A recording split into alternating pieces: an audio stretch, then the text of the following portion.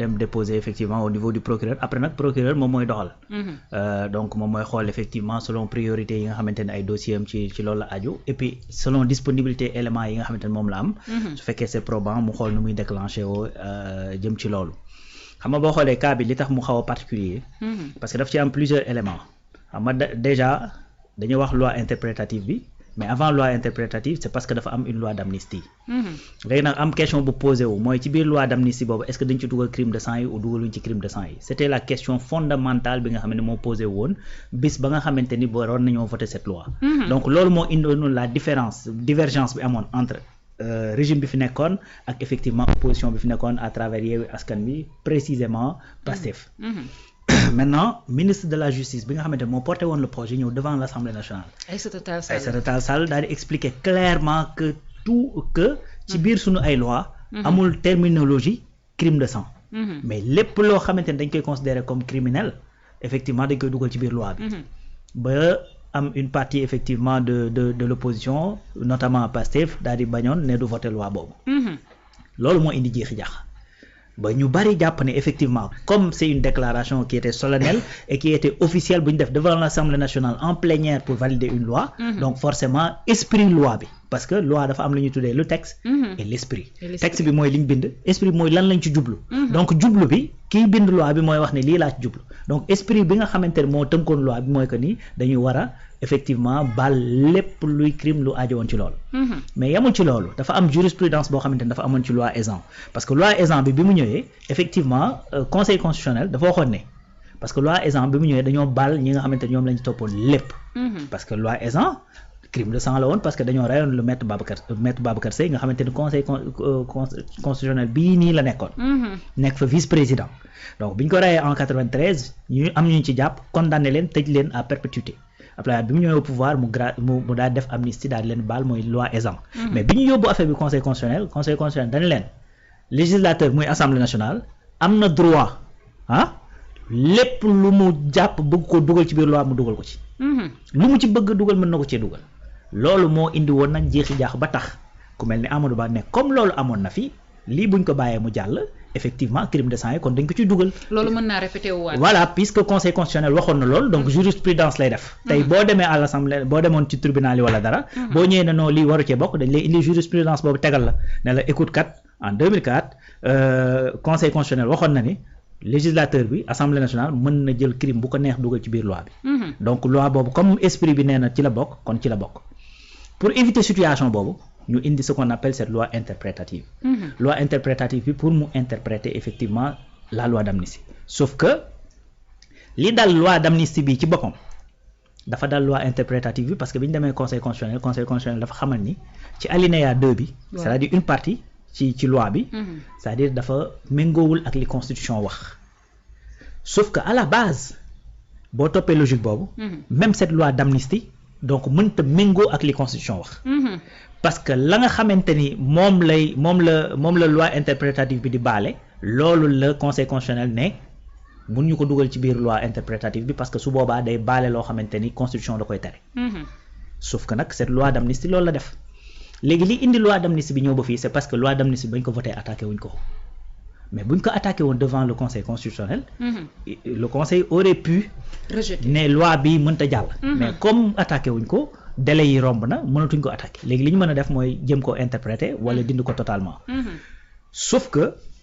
l'un dans l'autre et puis comme je le dis souvent yàlla buy defar day mel ni ku yàq bi ñu demee foofu c'est-à-dire la loi interprétative bi bëggoon a def far conseil constitutionnel da ko defal ne ko yow bul jaaxle man conseil constitutionnel nee na tout ce qui est crime de sang li ñuy woowee ci de façon générique crime de sang mënul bokk ci loi d'amnistie parce que ñun dañoo bokk ci ay convention internationale yoo xam ne da koy tere te convention internationale c'est partie intégrante de notre constitution dañoo bokk effectivement ci dañu fi gis Hissène Habré donc muy la chambre africaine donc yooyu aussi daf ñu tënk ba nga xamante ne loolu mën ñu ko accepter mën ñu ko boole ci biir loi bi loolu nag qu'est-ce que ça permet de faire ça dafay ouvrir la boîte de Pandore képp koo xamante ne jàppoon nga dañ la torturer wala ñu gaañ la wala ñu rey sa doom yaa ngi dégg wala nga xam ki ko digle da ngay mën a dem devant la loi nga déposer sa plainte léegi boo xoolee Pape Abdoulaye Touré il avait déjà déposé des plaintes mais plainte yooyu mënul woon prospérer parce que y avait la loi d'amnistie et li lay wan ni esprit bi nga xamante ni moo animé woon loi boobu moo tax Amadou Ba def li mu def mooy plainte yooyu kenn mënu ko woon suivre te pourtant plainte yooyu li mu plaintaat nii la doon viser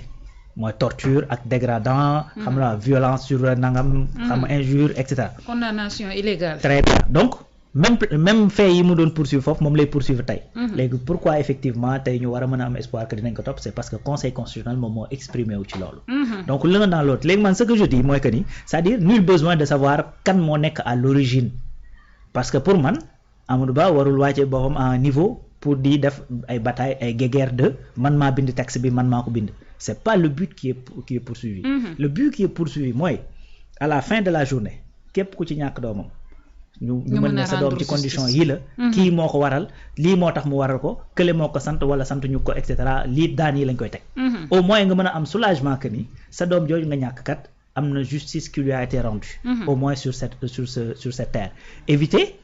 li xew en 2011 répété wu 2011 y a pas de loi d'amnistie y a rien du tout pourtant y a eu 14 morts yooyu ba tey jii kenn mënu la wax nii la demee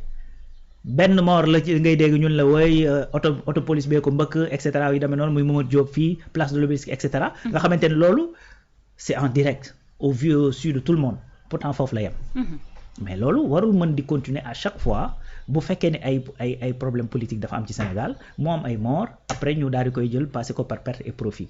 loolu précédent bu dangereux lay créer lan moo war a mën a nekk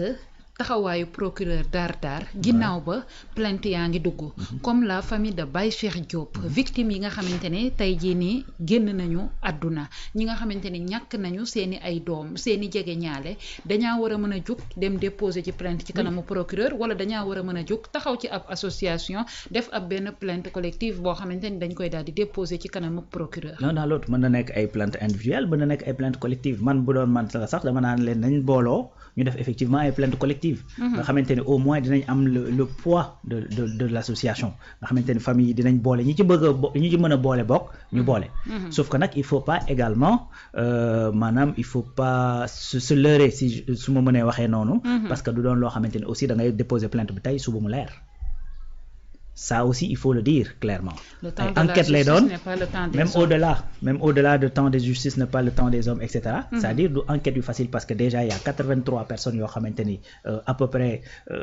chiffres yi des fois mu varié mais 83 personnes yoo war a enquêter en même temps ci ñoom ci ay manifestations yoo xamante ni dafa pëccëxoo woon jaxasoo ñenn ñi seeni dossier jotoon nañ ko clôturer ñenn ñi clôturer guñ ko woon et cetera xam la denc nañ leen depuis un certain bout de temps xam la donc il y a pas mal de contraintes ak ay difficultés yoo xamante ne dañ nekk autour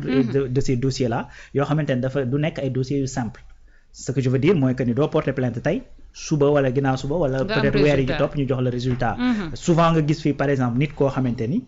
dafay rey nit ñu fekkee ko mu am ay témoins et tout ñu jël ko dugal ko instruction le temps effectivement tout se mettre en place ak yu demee noonu donc à plus forte raison nag su fekkee c'était ci jamonoy manifestation nga war a également identifier ñi nga xamante ni ñoo ko def xam nga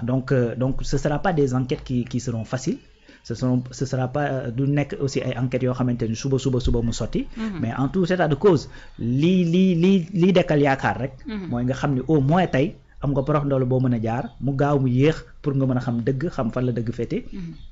sa doom bi ci décédé wala sa doom bi ñu làggil kan moo ko teg lu tax mu teg ko ndax dafa am derrière koo xamante ne moo ko sant kooku ko sant kan la ban but la doon poursuivre et cetera yan daan lañ ko war a teg ñu teg ko. ñu déposé woon plainte dañuy dem daal di toppaat li nga xamante ni moo di plainte mais